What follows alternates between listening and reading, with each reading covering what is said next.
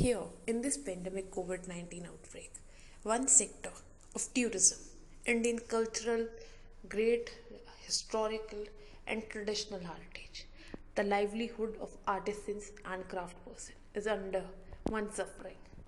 It is ample for generating revenue, employment opportunities. So everything addressed here. So today we will learn what architecture in India means too in terms of religion, culture.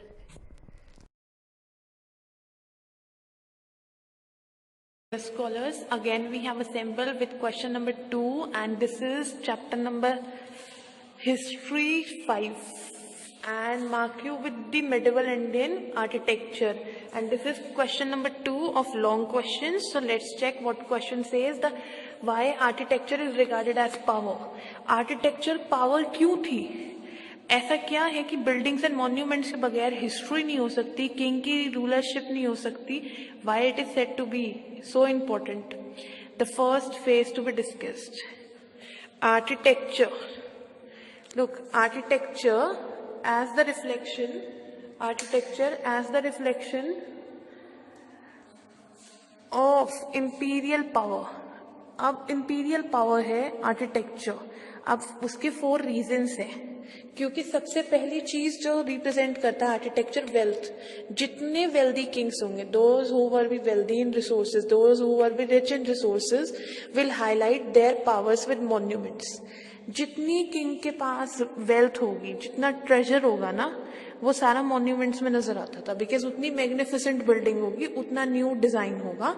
Serves as place of identity in history. जब एक king दूसरे king को replace कर देगा, जब replacement हो जाती है, जब बैटल में आप लॉस्ट कर जाते हैं, तो उसके बाद रिमेम्बरेंस के लिए क्या रह जाती है? आर्किटेक्चर. पुरानी बिल्डिंग्स ही तो आपके बारे में बताएंगी. So serve as places of identity in history. Then beautification. अगर किसी चीज को बहुत सुंदर बनाओ ना आप, तो उस प्लेस से नेम एंड फेम आता है. लाइक आपका ताजमहल है, तो आज भी हम उसे किससे एसोसिएट करते हैं? शाहजहां की मेमोरी से. मुगल एम्पायर ने दिल्ली को एनरिच किया, दिल्ली सुल्तान्स ने उसे एनरिच किया. तो वो क्या है? Beautification of places. प्लेसेस को सुंदर करना, उसके लिए नेम और फेम लाता है. किसके लिए नेम एंड फेम लाएगा? रूलर्स के लिए. And the next thing, if you have architecture that promotes your culture, यानी आपके बिलीव्स, आपके ट्रेडिशंस, आपके रिचुअल्स, रीति रिवाज, आपकी अपनी धारणाएं, उसे प्रमोट करता है. कल्चर हार्मनी को लाएगा. लिटरेसी, एजुकेशन भी तो है. तो ये सारी एक्टिविटीज किसकी वजह से पॉसिबल है? आर्किटेक्चर की वजह से. और जिनका आर्किटेक्चर स्ट्रांग होगा, they are regarded as kings and powerful kings. Scholars, again we have assembled in social science classes, and this is long question answer and question number 3, and for the same chapter, architecture in medieval India. Let's see what third question says. Islamic architecture, यानी वो वाला culture जो आपका मुस्लिम समाज को represent करता है, उसका आर्किटेक्चर बहुत डिस्टिंक्ट था, and that was very unique, and that added India with. ये वाला जो आर्किटेक्चर है, इसने इंडिया को दी है ब्लेंड या hybrid variety, hybrid form of art. ये वो वाला आर्किटेक्चर है, और इसलिए हम इसे कहते हैं led to the emergence of Indo Islamic architecture. इसने इंडियन आर्किटेक्चर के साथ इस्लाम को मर्ज किया, and that brings the formation of new type of architecture. अब ये वाला जो आर्किटेक्चर है, ये इंडिया में इंट्रोड्यूस कैसे होता है? Arrival of the Muslims. एक नया रिलीजन इंडिया में इंट्रोड्यूस होता है with the help of your Delhi sultan dynasties and Mughal empire, and that identity marks you in India with the fusion of architecture. आधा हिंदू कल्चर को रिप्रेजेंट करता है, आधा इंडियन की पुरानी ट्रेडिशनल वैल्यूज को रिप्रेजेंट करता है, और अब एक न्यू रिलीजन इंट्रोड्यूस हो रहा है. तो वहां से जो आने वाला आर्किटेक्चर है, वो कहाँ से आ रहा है? Central Asia origins. अब वो सेंट्रल एशिया से ओरिजिनेट होकर आ रहा है, तो वहां का क्या लाएगा? कल्चर, वहां के फीचर्स लाएगा. अब सेंट्रल एशियंस ओरिजिनेटेड फीचर्स वर वेरी प्रोमिनेंट. और आप ये सारी जो स्टेटमेंट्स देखेंगे ना, इसका बेस्ट एग्जाम्पल है आपका दिल्ली.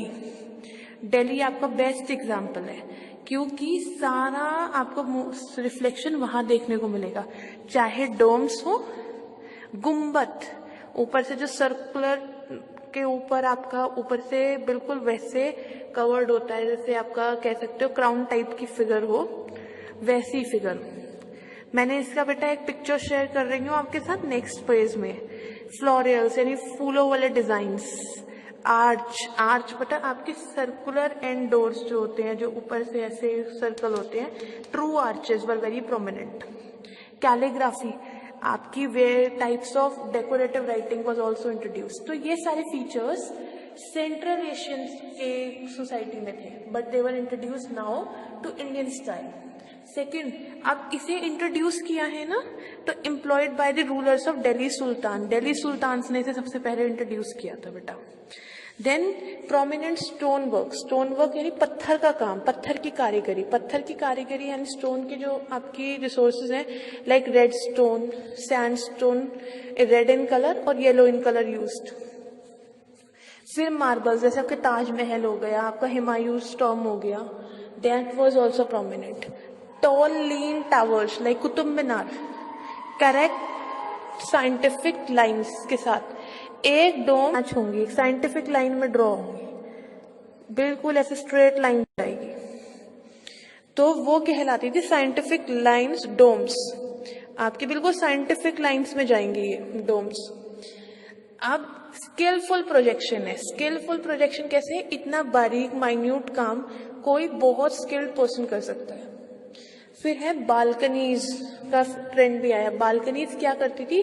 मेन टावर से लिंक करती थी, बाकी सब प्लेसेस को मेन टावर से लिंक करती थी.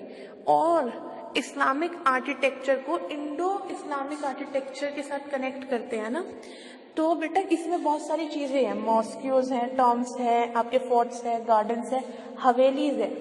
हवेलीज मेंशंस होती थी पुराने जमाने में, रहने के लिए लोग यूज करते थे. जो जगह है वो हवेली टाइप की होती थी, और वो पर्शियन आर्ट से आई. तो इंडिया के पास अपनी आर्ट भी थी, फिर उसे फ्यूजन मिल गया, बाहर से आई हुई आर्ट मिल गई, पर्शियन की, इस्लाम की, इंडियन स्टाइल की, और वो ब्लेंड कर गई सेंट्रल एशिया वालों के साथ.